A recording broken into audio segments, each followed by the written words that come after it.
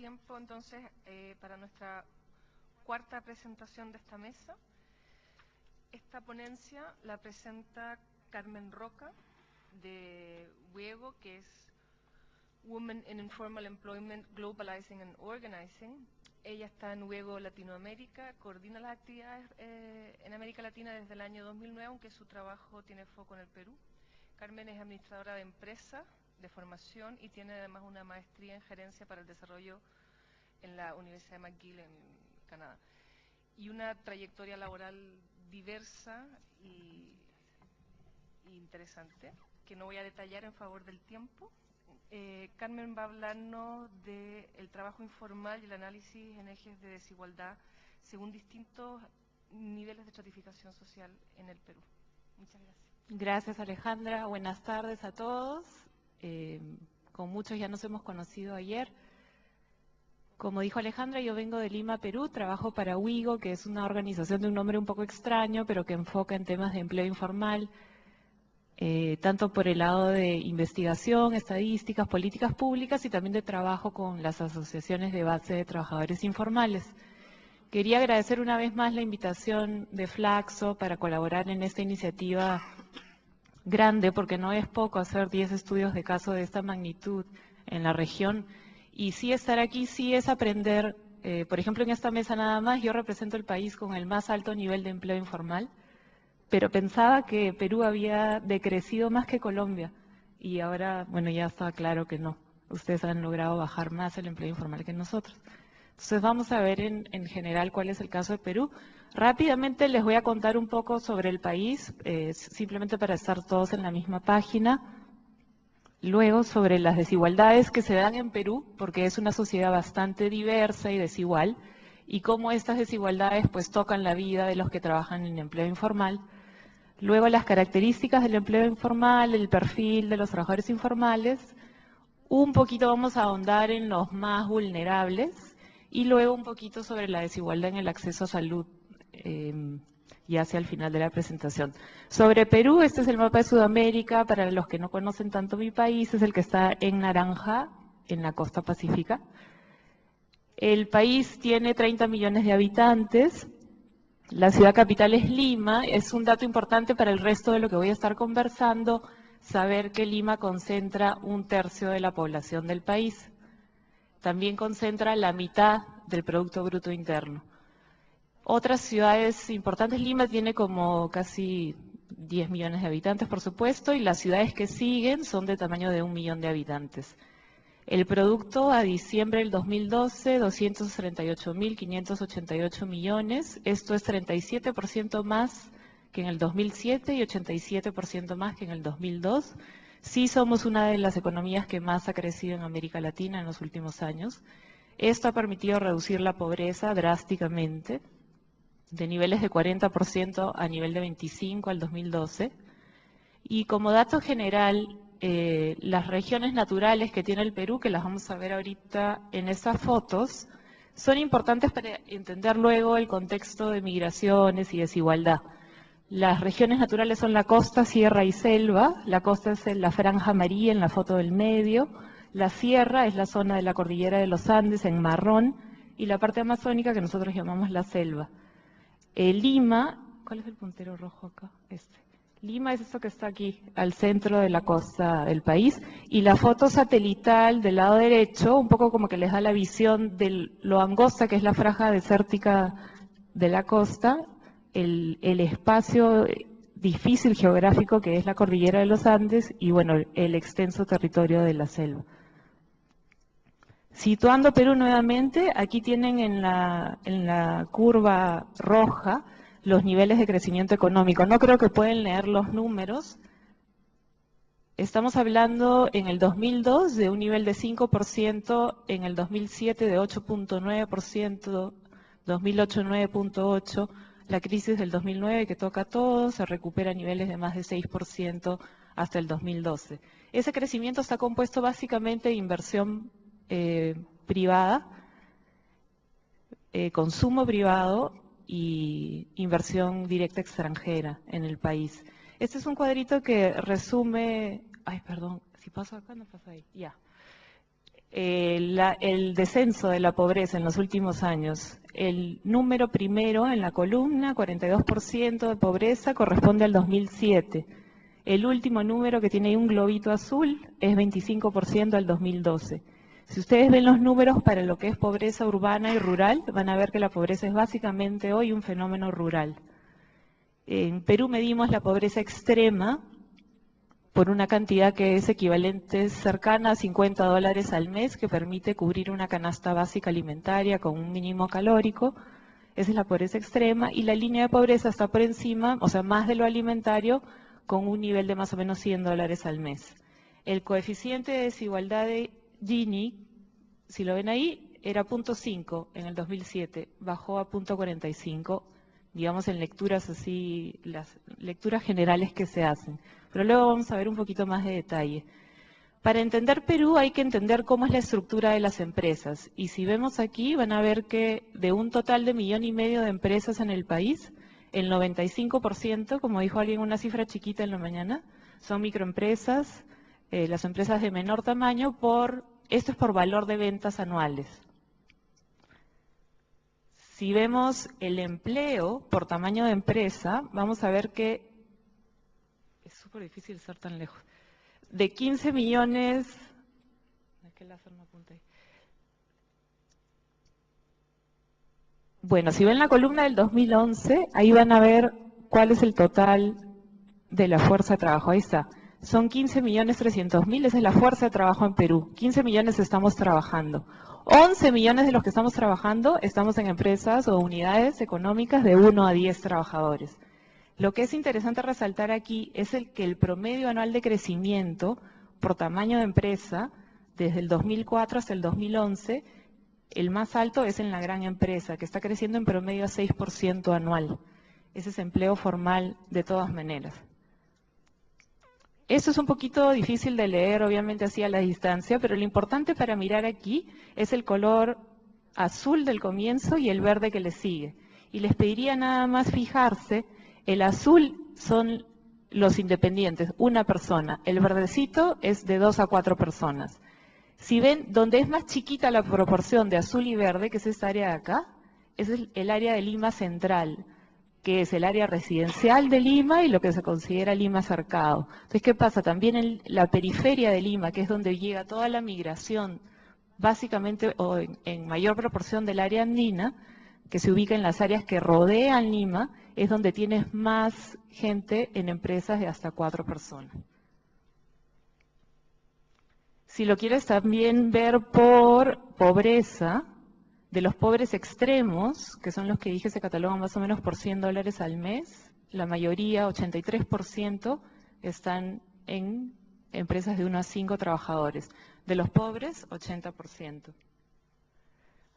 ¿Qué desigualdades vemos en el país que afectan a todos, pero de manera particular a los trabajadores en empleo informal? El índice de desarrollo humano del Perú, 0.741, en el informe del 2013, puesto 77 de 187 países. Si lo ajustas por desigualdad, baja 10 posiciones, pierde 24%, pierde ese mismo porcentaje en el índice de educación, pierde 32% en ingresos por desigualdad.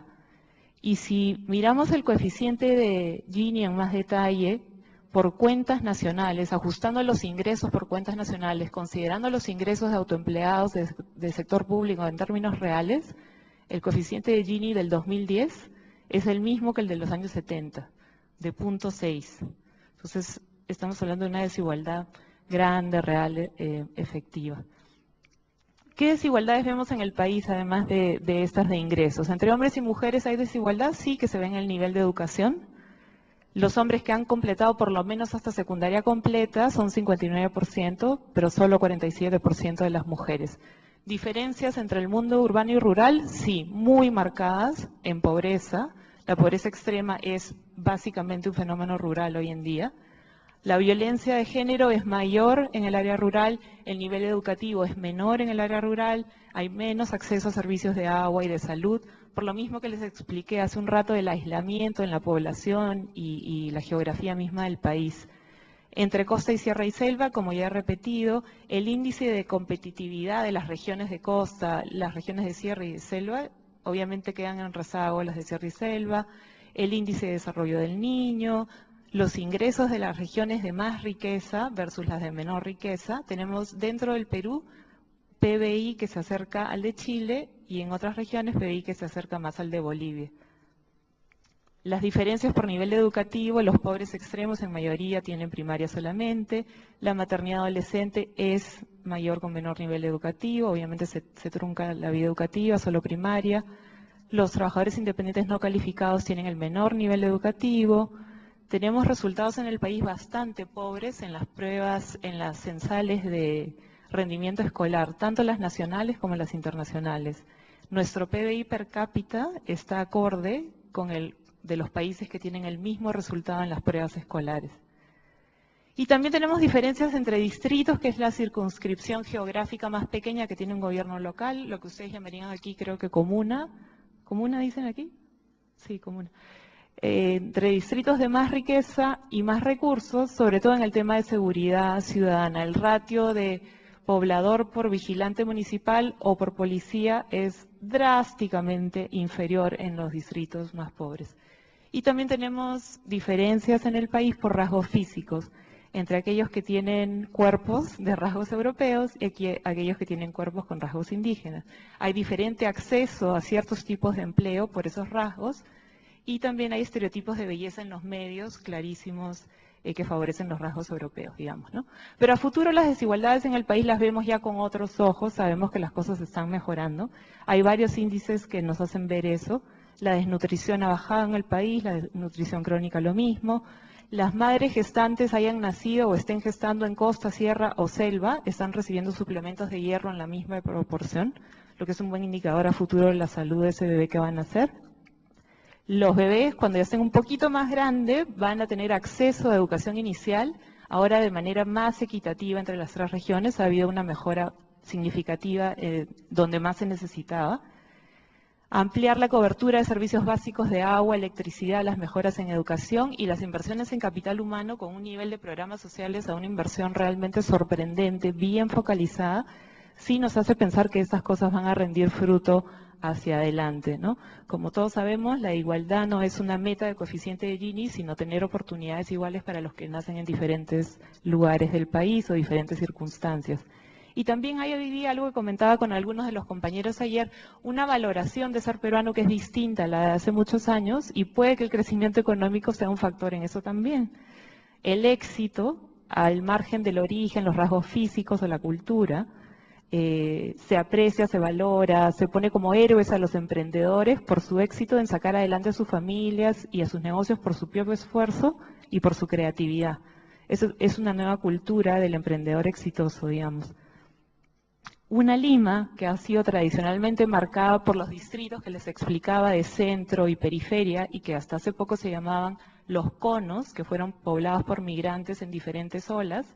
Hoy día se llaman ya no los conos, sino se llama Lima Norte, Lima Sur, Lima Este y Lima Centro, no cono norte, cono sur. Un poco enfatizando que hay una sola Lima y con el lema de la actual gestión municipal, Lima para todos. Y un rasgo un poco, para ponerle un poco de condimento a la presentación, la música que se baila en las fiestas de las varias Limas es casi la misma.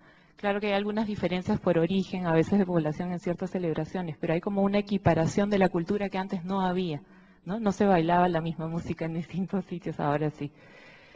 Entonces, estos cuadros, no voy a entrar en mucho detalle, estos cuadros son para que me crean las cosas que les he dado en resumen anteriormente. Ahí ven que la pobreza es mayor en el área rural, aquí ven que la pobreza es mayor en sierra y selva, aquí ven que los pobres extremos solamente tienen hasta primaria, aquí ven los resultados de la prueba censal que es peruana, en los tests de los colegios. A la mano izquierda, la comprensión de lectura, a la mano derecha, la comprensión en matemáticas.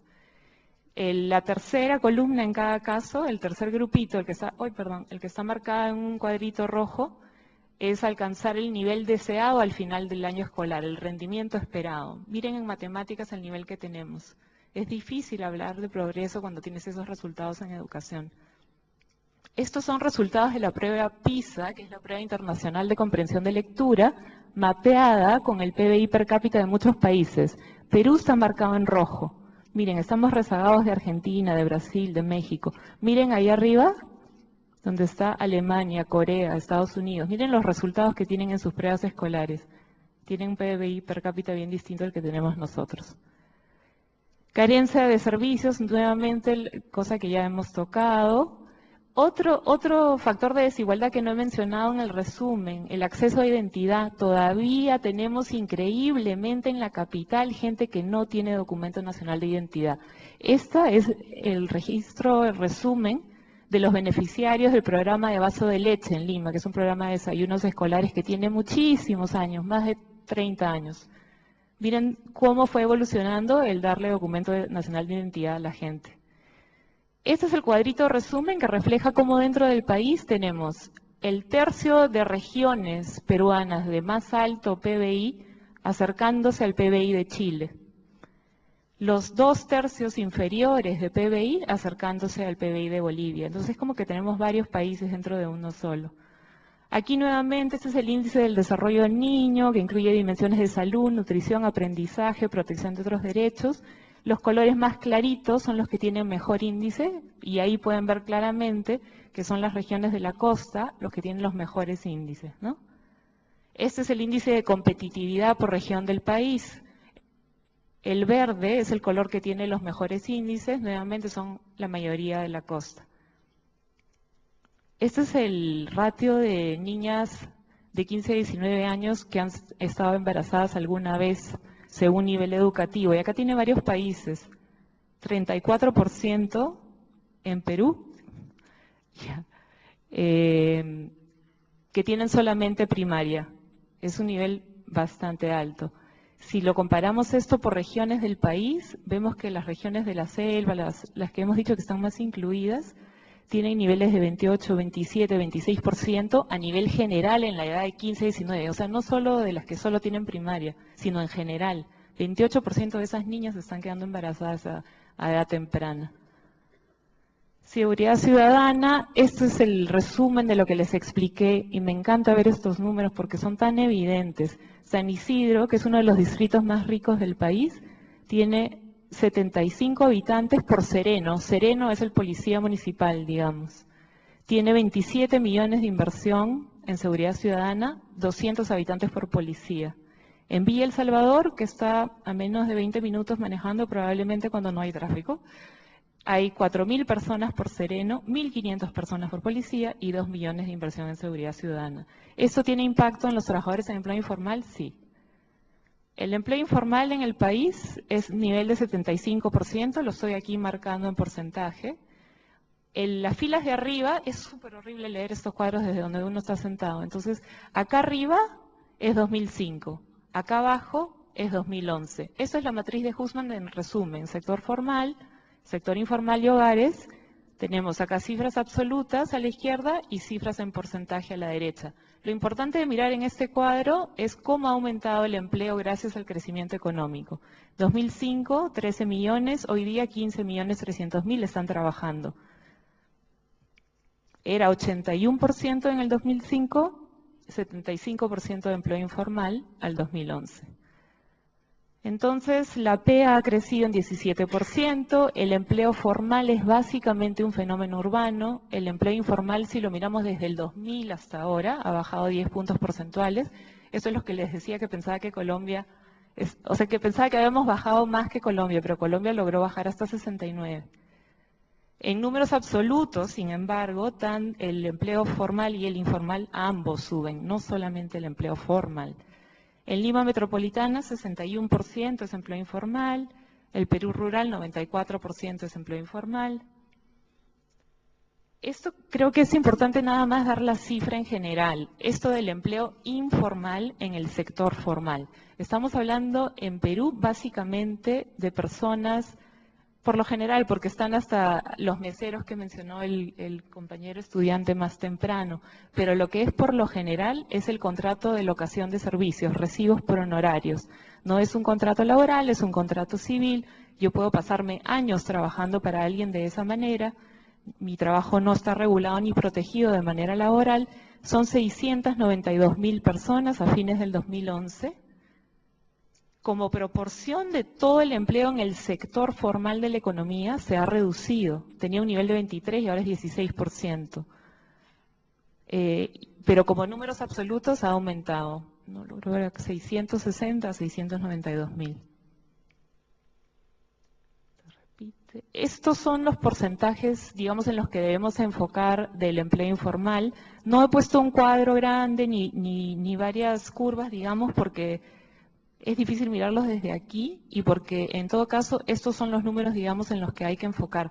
Nosotros publicamos estas cifras de empleo informal y de perfil de los trabajadores, siguiendo las definiciones que se trabajan en estos estudios de caso de la CIET, y los hacemos así plastificaditos en caso que alguien los quiere ver, porque los damos mucho a la prensa, los usamos mucho con los trabajadores y así nos duran más y se tiene todo en un solo lugar. Entonces lo voy a circular por si lo quieren mirar, no tengo muchos ejemplares, pero ahí pueden ver el detalle, digamos, el perfil de cada uno de estos tipos de trabajadores.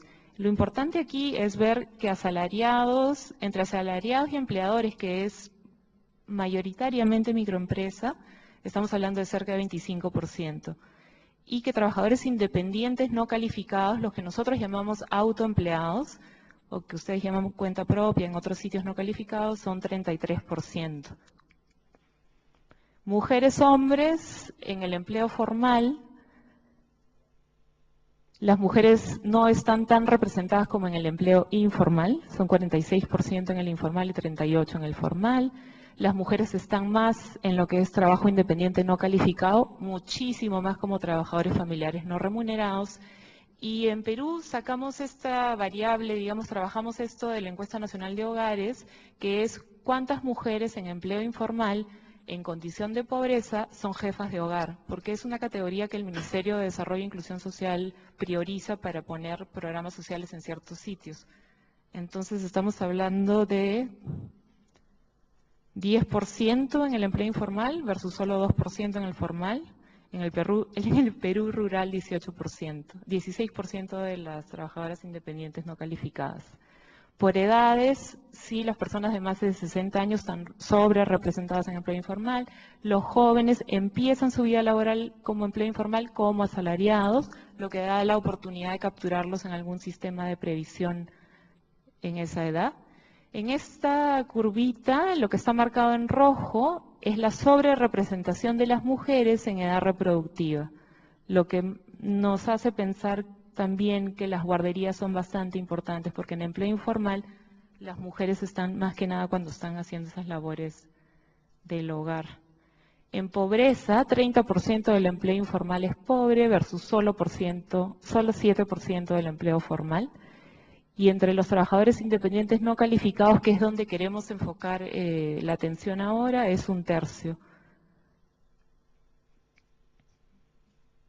No voy a entrar. En educación es igual que en los otros países, los niveles de educación del empleo informal son muchos menores.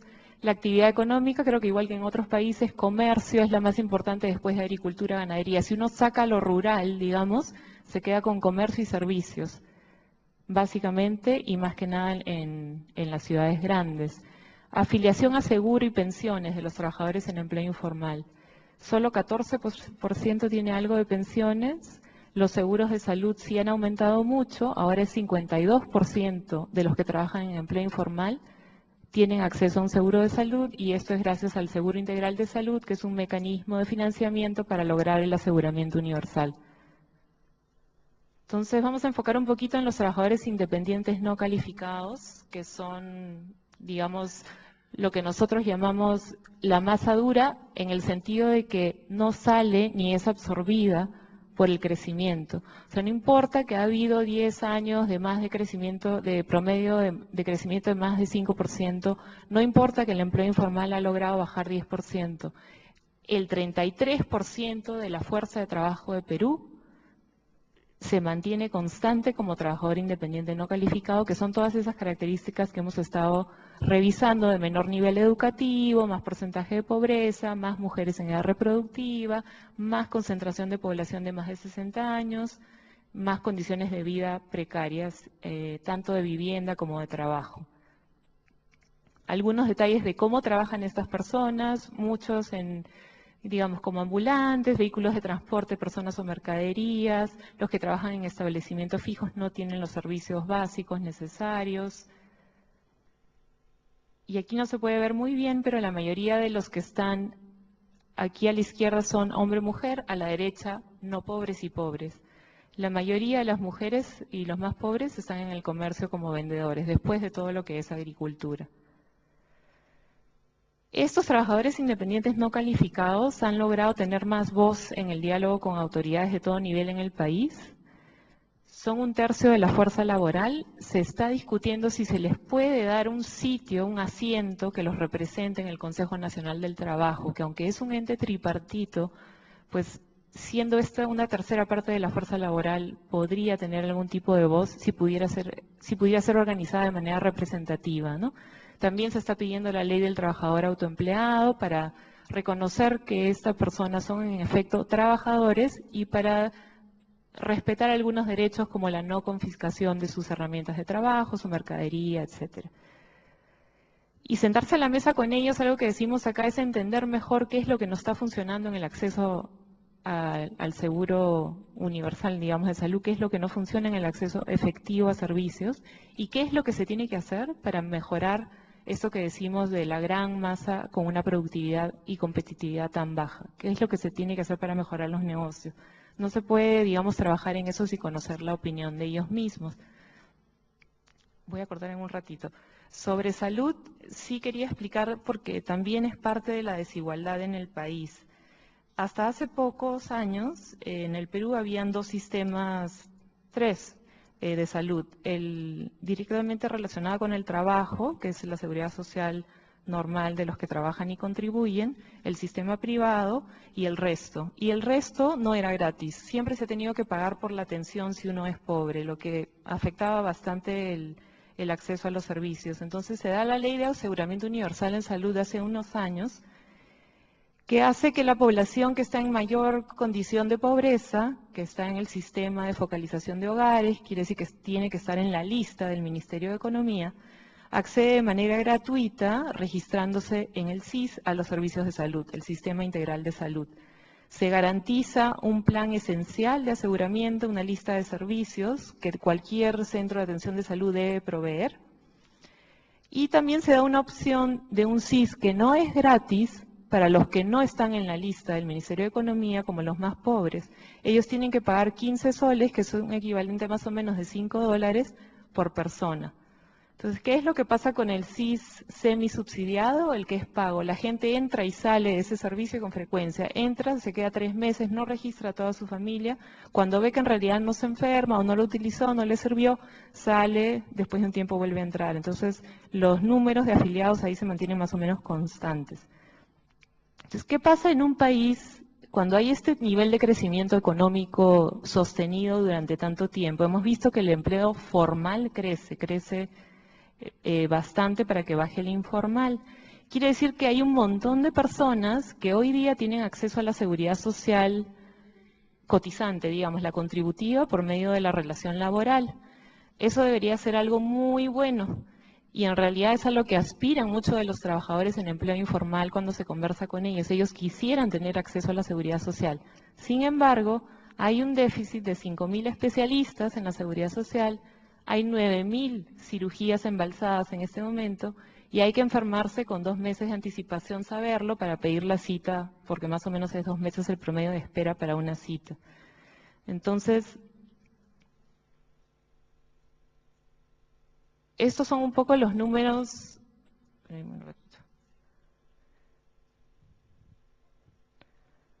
De cómo ha cambiado el acceso al servicio de salud desde que tenemos el SIS, desde que tenemos el aseguramiento universal. La red hospitalaria, la red de centros de atención es la red que pertenece al Ministerio de Salud. Esa no se ha incrementado en infraestructura, es la misma. Entonces, ¿qué ha pasado? Como porcentaje, el acceso antes, en el año 2004, era de 48% a los servicios de la red del Ministerio de Salud, hoy día es 28%. En números absolutos, el acceso, perdón, ha subido notablemente, pero como porcentaje, no. ¿Por qué? Porque hay una restricción por el lado de la oferta que hace que un buen número de gente escoja quedarse sin atención, otros que se atiendan de manera privada en farmacias, boticas o en consultorios de médicos del barrio o del sistema público-privado que tiene la Municipalidad de Lima, que se llama CISOL. Como motivo de no atención, casi siempre ya no es tanto la falta de dinero como es el no perder el tiempo, ¿no? Que es la saturación de la oferta. Demoran mucho en atender, no me alcanza el tiempo, las colas, etcétera. Y este impedimento está muy relacionado con el trabajo que hace esa masa a la que nos referimos como trabajadores independientes no calificados, que generan su ingreso del día en el mismo día. Entonces, perder tiempo en las colas, perder tiempo en un sistema que no asegura que vas a tener una atención efectiva al final del día, pues no es algo que se puede afrontar. Nosotros estamos haciendo también fuera de lo que se puede leer por la encuesta nacional de hogares, que son estas razones que les he dado, que salen de la encuesta. Fuera de eso estamos haciendo un estudio cualitativo con una serie de federaciones, varias nacionales, de trabajadores en empleo informal. Y quiero contarles un poquito sobre ellas. De repente que me pase 2 minutitos, bien rapidito, porque es como un poquito entender mejor de quiénes estamos hablando, ¿no? Una es la Federación de Estibadores del país, que quienes son los que descargan los camiones que llegan del campo a la ciudad con todo lo que comemos todos los días, víveres, frutas, etcétera. Son una federación nacional que afilian a más de 5.000 personas. La Federación Nacional de Vendedores de Diarios y Revistas, en Perú les llamamos canillitas, son los que venden los periódicos, sea como voceadores, en puestos, en kioscos. Son 120 sindicatos a nivel nacional, son 25.000 personas según cifras oficiales. La Federación Nacional de Ilustradores de Calzado, que agrupan más o menos a 6.000 personas. El Sindicato de Trabajadoras del Hogar de Lima, que tienen bases en 11 distritos de Lima, la Federación Nacional de Recicladores del Perú, que están estimados en unas 100.000 afiliados a nivel nacional, la Federación Nacional de Trabajadores de Mercados, hay 1.500 mercados en Perú, mercados de abastos, y esta organización tiene una base de 100. La Red de Mujeres Autoempleadas, que son vendedoras en Lima, tienen 18 bases zonales y tienen 300 afiliadas en el resto del país. La Fedeval, que es la Federación de Vendedores Ambulantes de Lima y Callao, y el Sintrogar, que es el Sindicato de Trabajadoras del Hogar del Perú. Las características de los miembros de estas organizaciones probablemente ustedes las podrían inferir de lo que hemos estado conversando. Casi todos son migrantes de primera, segunda o tercera generación, más que nada de la región andina. La mayoría, porque estamos enfocando en los que viven en pobreza, de los trabajadores independientes no calificados. En Perú también hay trabajadores independientes no calificados en los quintiles de más altos ingresos, pero la mitad de los trabajadores independientes no calificados viven en pobreza.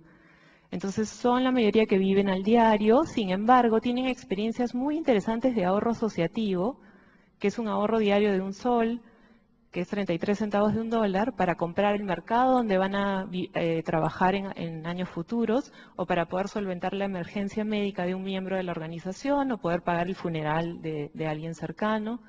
Lo mismo pagan más o menos 1 sol diario por usar la vía pública los que son comerciantes. Las jornadas de trabajo son largas, la mayoría de los comerciantes son mujeres, recicladores son hombres y mujeres, vendedores de diarios son hombres y mujeres, estibadores son mayoría hombres. El nivel educativo es básicamente en torno a primaria incompleta en la mayoría.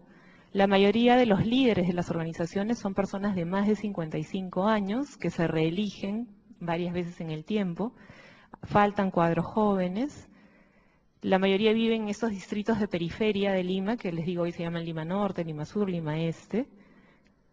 La mayoría de estas familias, de estos trabajadores, tienen mujeres que empiezan a tener hijos muy jóvenes y que por tanto se quedan trabajando en el comercio como una manera de trabajar y ver a los hijos. La mayoría de los líderes tienen mucha experiencia en lidiar con autoridades de gobierno local, sobre todo en el caso de los comerciantes, y con autoridades de gobierno central, sea Ministerio de Trabajo, Ministerio de Salud o Ministerio de Ambiente, según el sector del que hablamos. La alfabetización digital es bien común entre los jóvenes, muy apreciada entre los mayores. Hay una falta de información horrible sobre los derechos a acceso a servicios de salud, sobre las diferentes modalidades de aseguramiento que existen. sobre los regímenes especiales laborales a los que se podrían acoger. Realmente la falta de información es algo bien predominante. La vida organizacional de estos trabajadores implica tiempo valioso que sacrifica tiempo de generar ingreso. Asistir a una conferencia, a una capacitación, toma horas de trabajo, incluso el costo de transportarse a una de estas sesiones significa un gasto que cuestiona la asistencia a ese evento. Sí.